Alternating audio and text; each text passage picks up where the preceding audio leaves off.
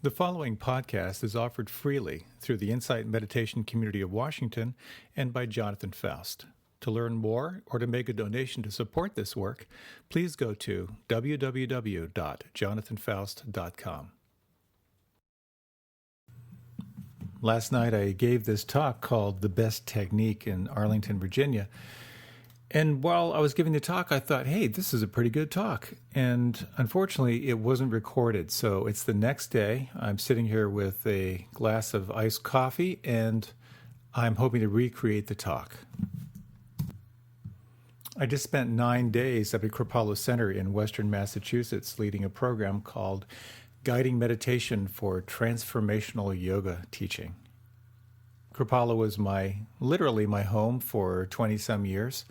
And it was nice to be back, nice to be with such sincere practitioners looking to explore all the different techniques that support people in their meditation practice and in the intention to become more awake and more alive. So I was driving back, and just before I kind of hit Maryland, I think, there was an interview on Sirius XM radio with a teacher in a particular tradition of meditation. And basically, this teacher was either saying or implying that the technique he had been teaching all these years was the best.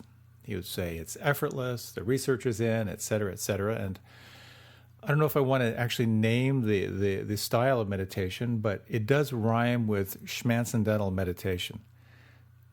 Now, I am very, very grateful to the whole transcendental meditation movement. When I was 15, I just happened to stumble into the technique. And from my very first experience of doing mantra meditation, I had a very deep sense, really kind of a knowing that I would be doing this for the rest of my life.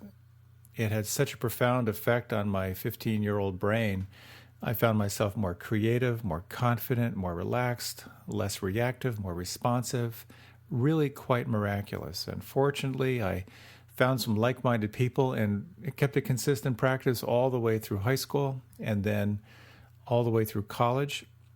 In fact, I co-managed a 1,000-acre farm, and oftentimes we would be doing our plowing in the spring, and we'd all take a break and hop into a pickup truck and drive to the corner of a field and sit for 20 minutes and then go back to our respective machines. I was reminded of that because I arrived early for class and sat and meditated in my car for a while. I've done a lot of meditation in vehicles over the course of my life. So the question is, what is the best practice? That's what I'd like to explore tonight. And I'm still not sure when I'm going to do the big reveal, but probably toward the end. What I would like to talk about are really 4 things. First is how important intention is whenever you engage into any practice that's designed to bring you more alive and more awake. There are certain practices and techniques that are related to the intention to awaken present moment awareness. Practices and techniques that are related to the intention to see clearly. And there are practices that are related to opening the heart, the compassion practices. And finally, the techniques that are related to opening to the mystery, of surrendering to reality itself. So the first question really becomes, what is your intention? Why are you engaging into a practice? One of my dear friends on the planet is a retired Mountie, and he got trained in teaching Bikram yoga. And as he was stepping into his teaching, he was telling me that in Ottawa, at some point, there was a waiting list for his classes. Now, Bikram yoga, if you're not familiar with it, is a very rigorous form of yoga. It's, I believe, 28 postures 2 times in a room heated to approximately 110 degrees. I can understand how living in Ottawa, you would really enjoy being in a room heated to 110 degrees. But nonetheless, there was still quite a lineup. And I asked him why. In this day when so many yoga teachers are looking for students, does he have a wait list? And he said kind of nonchalantly, Bikram buns. And if you're not familiar with Bikram buns, it's that tight little yoga butt. So there's an intention. We're all drawn to practice, and it might be the practice to get more healthy, to tighten up your butt. It might be to reduce stress. It might be to really sincerely open up to your true purpose in life, or to see into the nature of reality. There are many, many different doorways. And I've noticed that oftentimes there are people who are drawn to spiritual practice who have had a fair degree of success in their life. Enough to sense that achieving their goals did not create long-term happiness. And there's a sense of wanting to know what's transcendent of that. Where does deeper happiness come from? And then there are those who enter into the practice through pain, through intense suffering, through either physical suffering or difficult emotions or strong mental states, a sense of really feeling broken by life and looking for the practices and the techniques that help to create more wholeness. So the question is, what has drawn you to practice?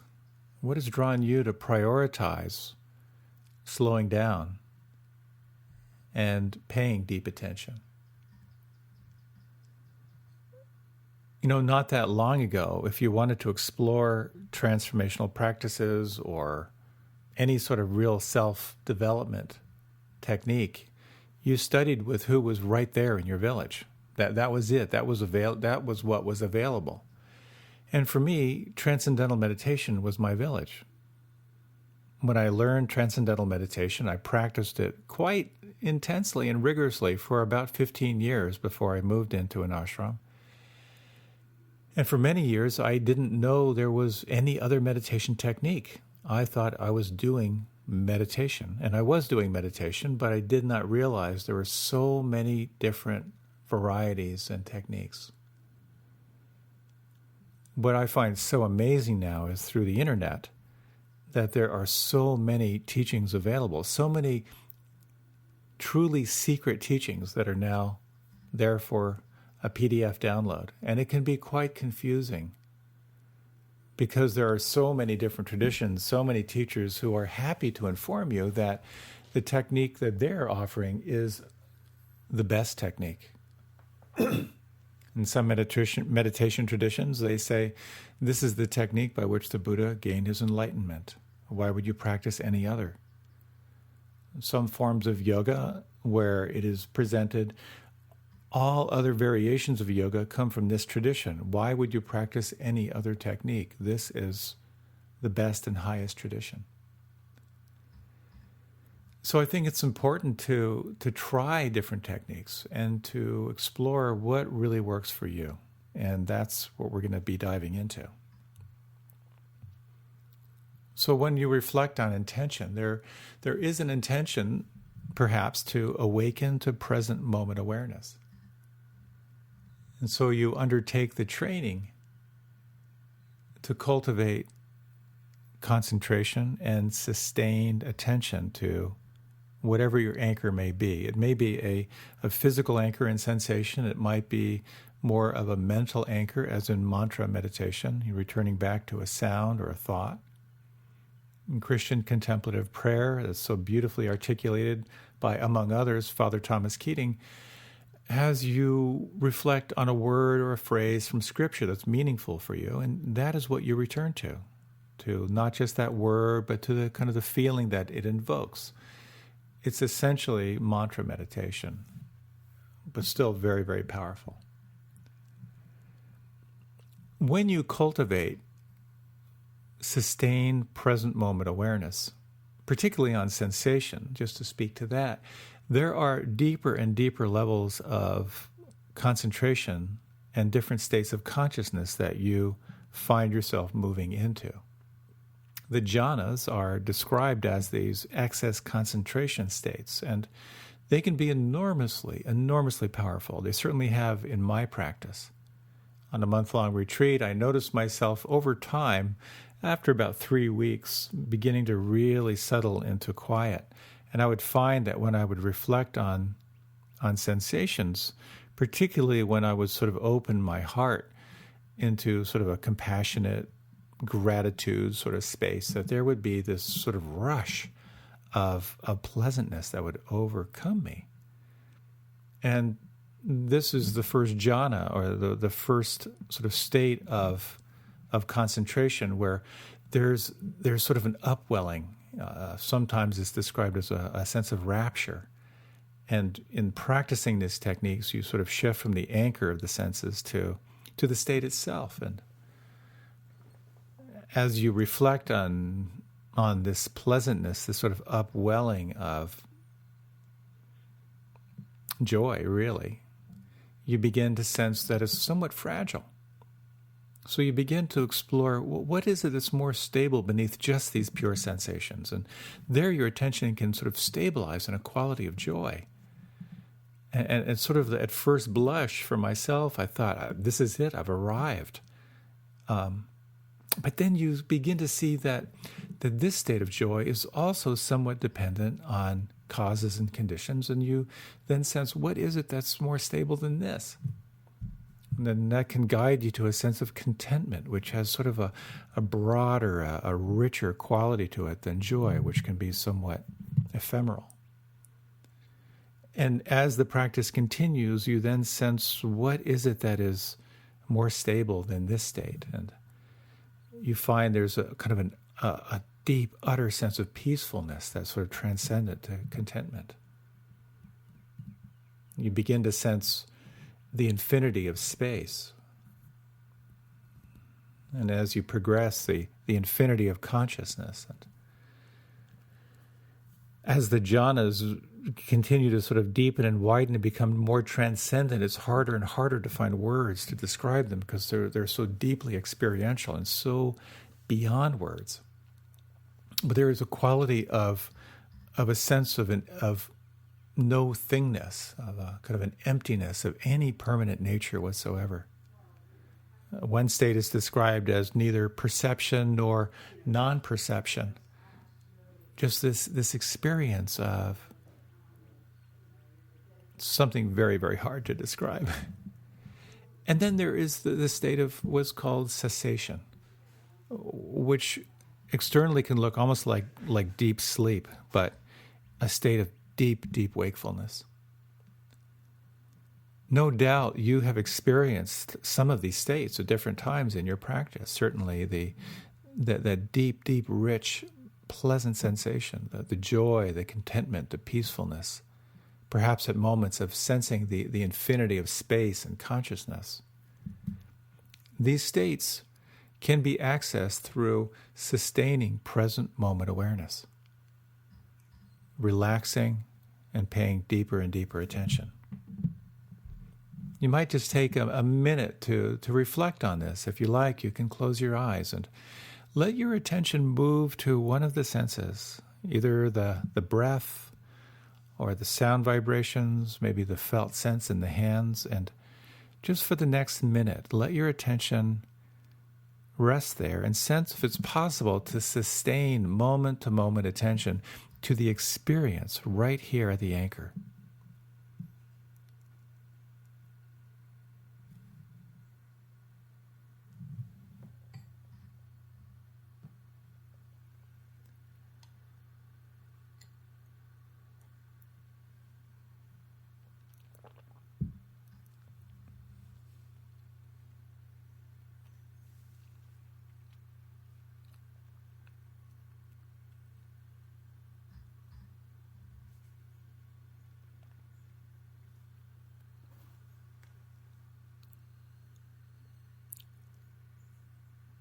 Concentration can be an incredible tool to awaken to present moment attention.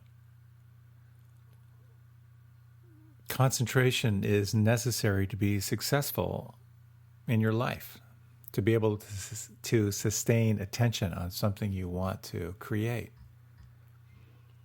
to penetrate into the direct perception of reality. Concentration is important. It gathers your attention so you can sustain through the waves and modifications of the mind and moods and everything that changes. When you look at a film, a modern film, it's 24 frames per second. So every second there are 24 still images that are passing in front of a light. It looks like motion, but it's actually still images strung together fast enough to create the illusion of movement. And what if it's the same thing with consciousness, that the moment is blinking on and off, and so fast that we can sustain a narrative of flowing time? When you begin to slow down and deeply, deeply concentrate, you can begin to sense how many noticings there is per second. Daniel Ingram, in his book Mastering the Core Teachings of the Buddha, talks about concentration practice with kind of a goal or a suggestion of 10 notings per moment, noticings per moment, or I guess per second. That seemed like too much for me when I last did some intensive practice. I thought, what about 3? Can I do 3 noticings per second? It's a fascinating way to explore concentration and consciousness.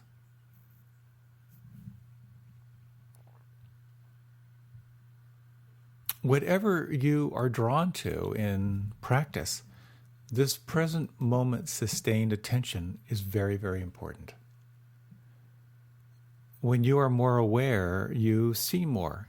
You are less reactive, more responsive. You sense patterns in yourself and in others, and there's so much mastery that comes out of your capacity to slow down and be deeply, deeply present.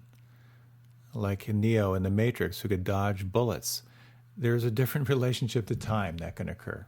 I'm not guaranteeing you'll be dodging any bullets anytime soon, but there is something about your relationship to time and developing the sense of concentration. So there's also an intention in spiritual practice to see clearly. As I had the good fortune to be with professional level yoga teachers who had poured a lot of their attention into developing their skill and their craft, we spent many hours in practice and exploring different techniques. Well, concentration is very, very important. At the same time, concentration is not a liberation practice. It brings you deeply into the experience of here and now. But as you develop your capacity for self-observation without criticism, your capacity to witness what is changing, therein lies the possibility of becoming more free where you were not free before.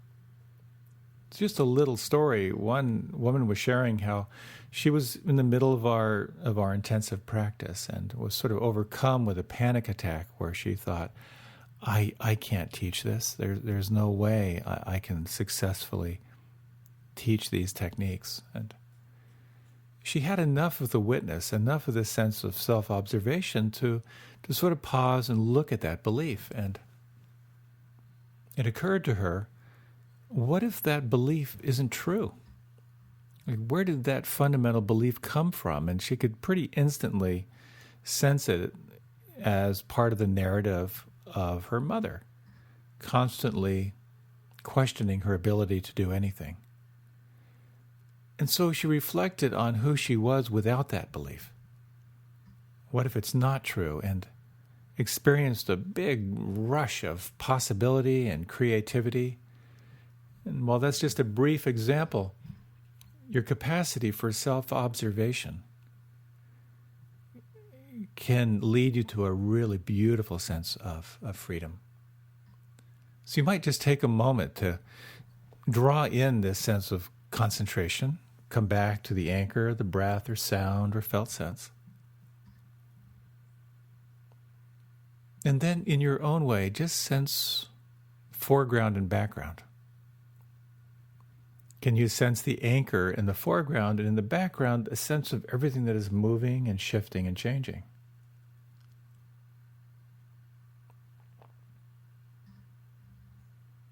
And now, can you sense who you are or what this observer is? What is this which is aware?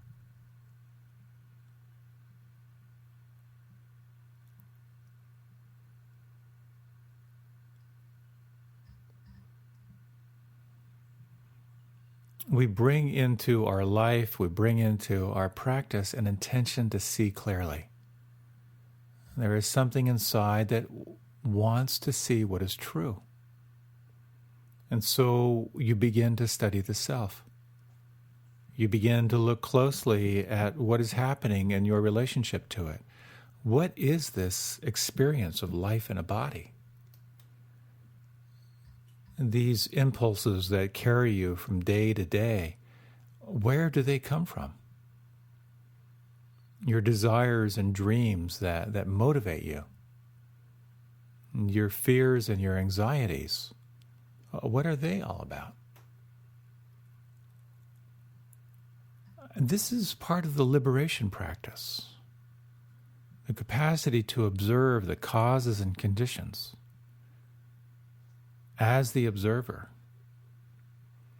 and to sense where you are bound by greed and desire, where you are bound by fear, hatred, and ill will, and where you are bound by confusion and delusion. In yoga, we speak a lot of the witness, the sense of who you are as the knower or the observer. And cultivating this can be quite healthy. There is a shadow side, of course, to anything. Everything has two sides to every coin. The near enemy of cultivating the sense of witness or the observer can be kind of a disassociation or a quality of indifference. But a healthy witness gives you enough distance to study not just what is arising in your experience, but your relationship to it. You begin to see more clearly into the fact of change, that everything born of causes and conditions is subject to change. You begin to observe through this lens of self-observation how your relationship to what is changing directly impacts the degree to which you'll experience stress, dissatisfaction, unsteadiness, or suffering. And you begin to see as well into the nature of the self, that there are aspects of who you are that are subject to change. The physical body, which will change and fall away. Your thoughts and emotions, the narrative of your life, subject to change. And the inquiry becomes, who are you beyond causes and conditions? What is that quality of unconditioned consciousness? And so with the intention to see clearly, you bring yourself present. You become a student of the self, a student of reality, and you begin to see into the nature of things.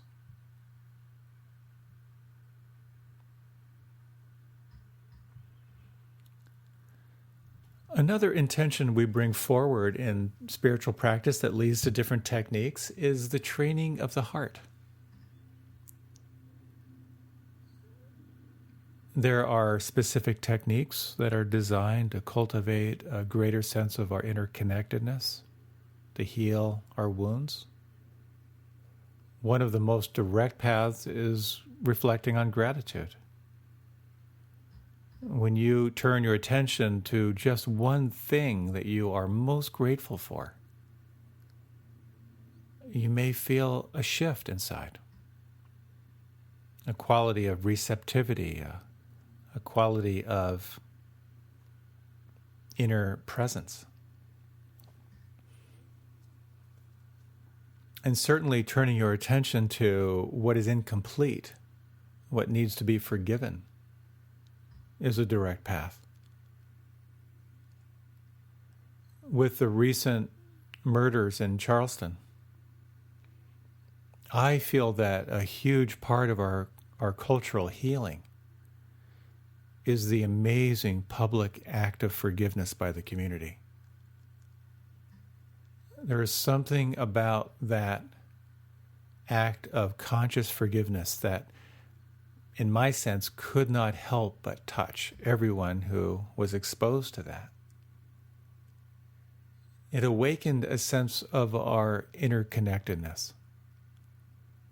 And the fact that the memorial services were held in a basketball arena and that they were jammed, it truly touched my heart. There's a broad sense of healing and openness that we have to do. But this practice of compassion and forgiveness and gratitude is personal as well. This last weekend, when I was at Kripalu Center in Western Massachusetts, Harville Hendricks was delivering a weekend program there. If you're not familiar with him, he wrote a best-selling book called Getting the Love You Want. And that was followed by a second book called Keeping the Love You Have. And one of my standard jokes is that I'm waiting for his third book, and I'm anticipating the title will be Dumping the Schmuck You've Got. That may take some time before that one's out. But Harville Hendricks famously said that romantic love is the anesthesia that brings two incompatible people together for the purpose of healing. So there were probably 100 couples here at Kripalu Center, and it was fascinating to watch them in the process, all in different states of connectedness or disconnection in their relationships. Certainly, I've led intensive relationship programs there, and I know that approximately 40% of them were dragged there against their will or coerced. But over time, I could see by the end of the weekend, through owning their feelings, practicing empathy, seeing the self in other and the other in self, there was a softening in these couples. So we all have our personal work to do, to take responsibility for what feels unhealed, what bitterness we hold. When we find ourselves with a closed heart and bound by the pain and the suffering of our hurts and betrayals. As the Buddha said, whenever you are angry or wish to do harm to another, it's like picking up a hot coal that you want to throw at the other person without realizing that you are the one who's being burned by that hot coal. So it can be helpful to reflect what is incomplete in your heart. What needs to be forgiven? What's between you and feeling peace in your heart? And so there are techniques. There is the whole realm of the devotional practices of bhakti yoga. And for those who are naturally devotional, it's a very powerful direct path, whether it be a tradition to a teacher, something to which you can open your heart, open your awareness. That can be tremendously, tremendously powerful. Some of us are more inclined in that direction. In the ashram where I lived for a few decades, it was a very devotional community. And while it wasn't quite my style, there was something very, very sweet about it. We did a practice called arti every night, which is kind of an offering of light, offering the fruit of our practice to ourselves and out to the world. And pretty much every night I participated in this ceremony of lights. And there was something quite beautiful about this devotional aspect. In Buddhism, there is the practice of metta, the cultivation of friendliness. The word metta has as its root the word mita, which means friend. So it's cultivating a sense of friendship toward ourselves and toward others. The practice of metta expands into the practice of conscious forgiveness, the releasing of ourselves for our ignorance and the pain that we might cause others consciously or unconsciously through our thoughts or speech or our actions, consciously reflecting on offering forgiveness to those who have harmed us. When we can do these practices that cleanse the heart, we feel more alive, more awake, with more of a sense of our our profound interconnectedness. Another training we can undertake, another intention, is to intend to more rapidly and easily open to the mystery of life, to surrender into life itself.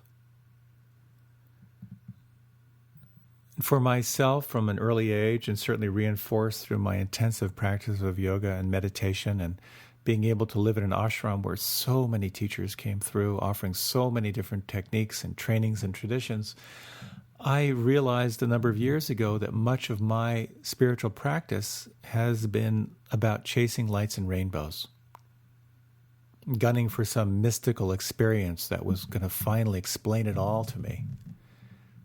And I have had some amazing experiences in my life.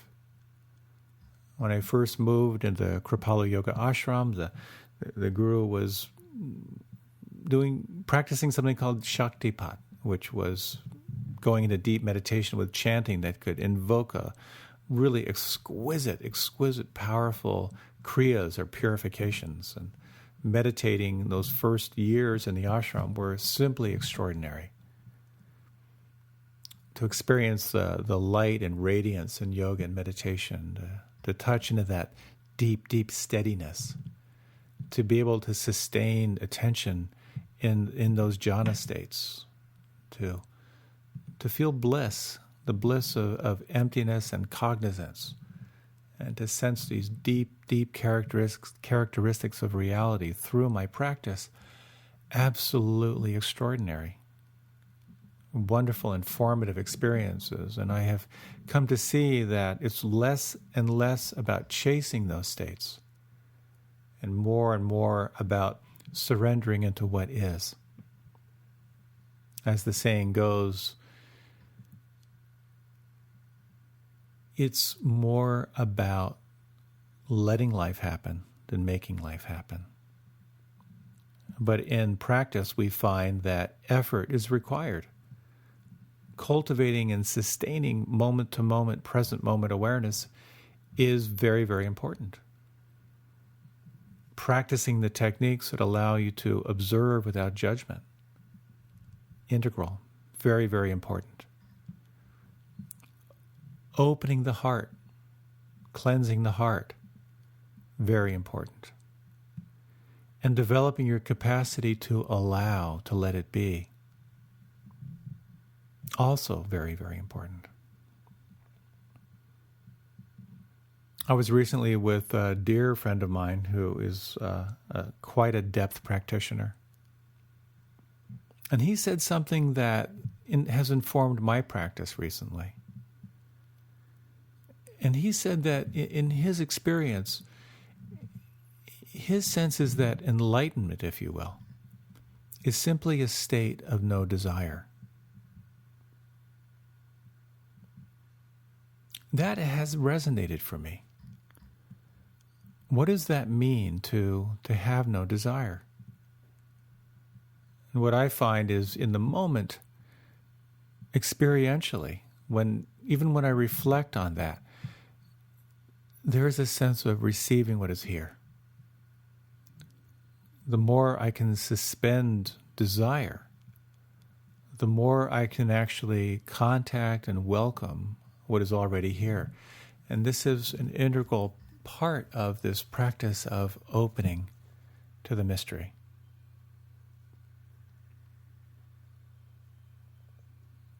All these different techniques, all these different traditions, ultimately, I think where they lead us is recognizing that life itself is a pathless path.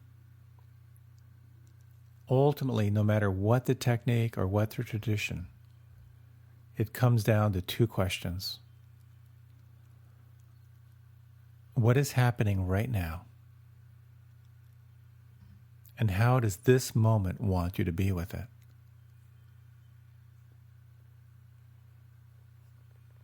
When you ask these questions, it then opens you to develop skillful means. If you're too scattered, over-emotional, Perhaps you want to tighten it up. Some concentration practice, sustain attention in the here and now. If you're too tight, too bound up, loosen up. What if you were to relax? Find some way to open to appreciate the flow of life happening through you.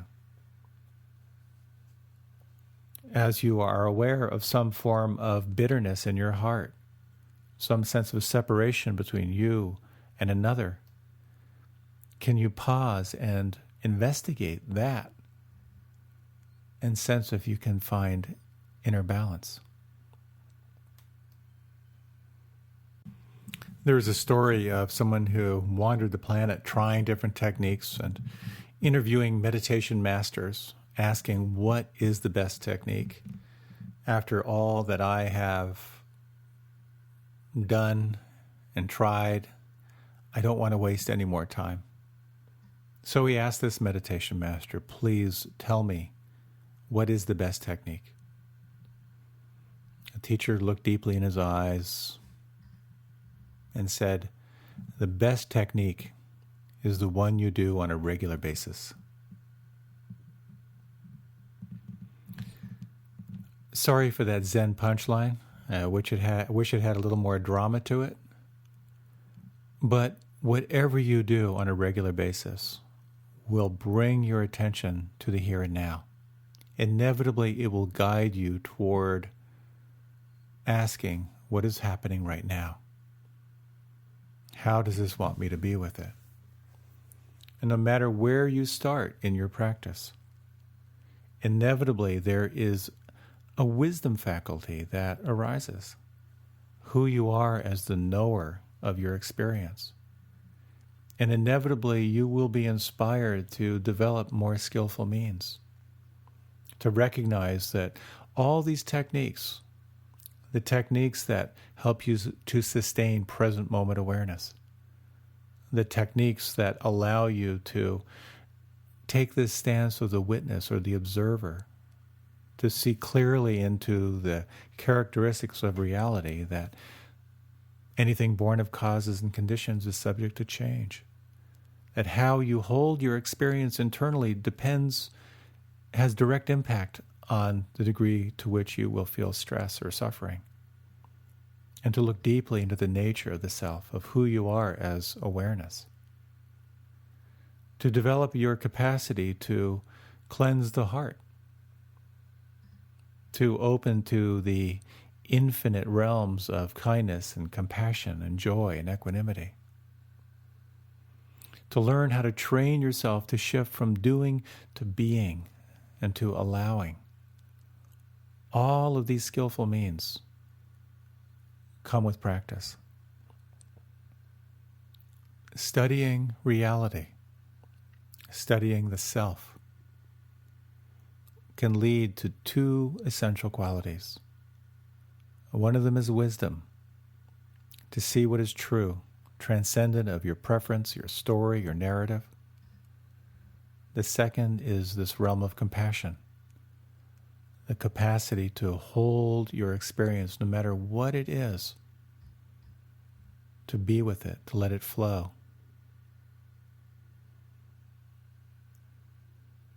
Let's take a few minutes to reflect on these techniques. You might for a moment bring your attention to one anchor of breath or sound or the felt sense in the hands. Let yourself fully land here in the here and now, sustaining present moment attention.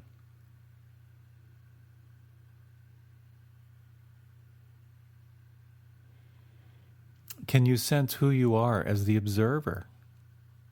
Can you sense this quality of foreground and background and awareness of everything that's changing and moving and shifting in your experience?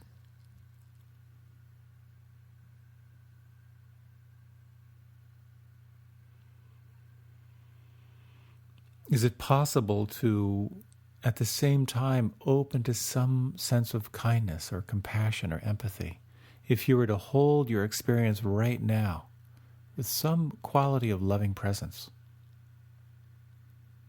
with gratitude or appreciation, how does that shift? How does that move?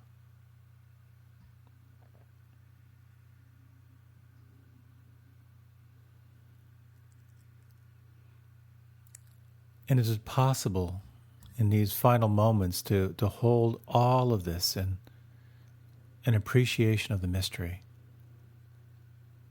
of simply allowing it to be, allowing it to flow?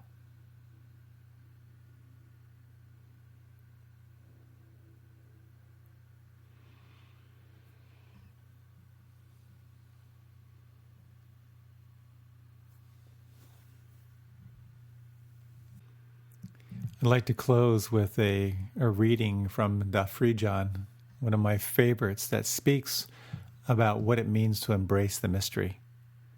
And this little speech was delivered to some of the youngest children in their spiritual community. So you might imagine this speaking directly to your inner 2-year-old.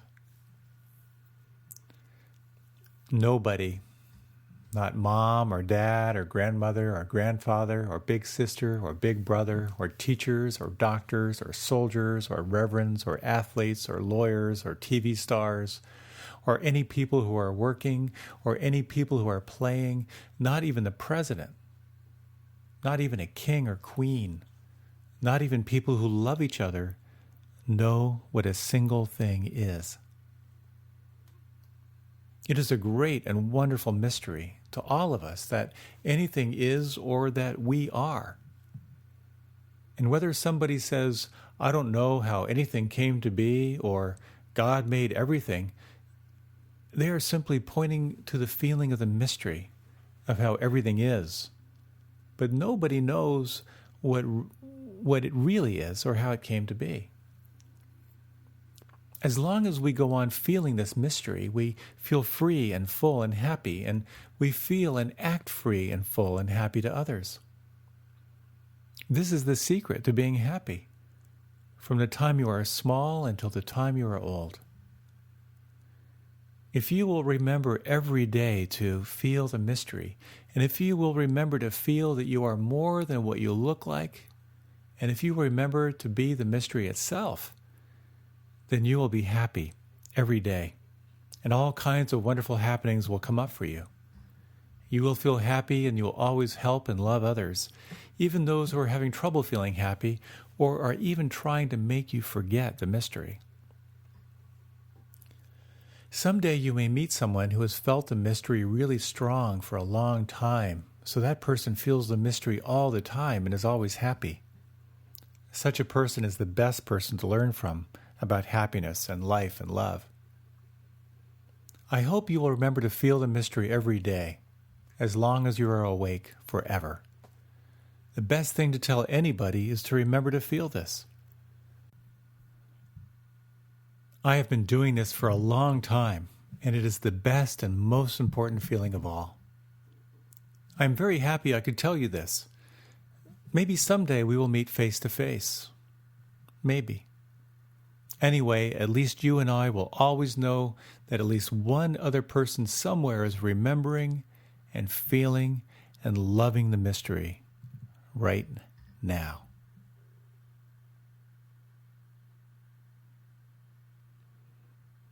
Thank you so much for your time and attention.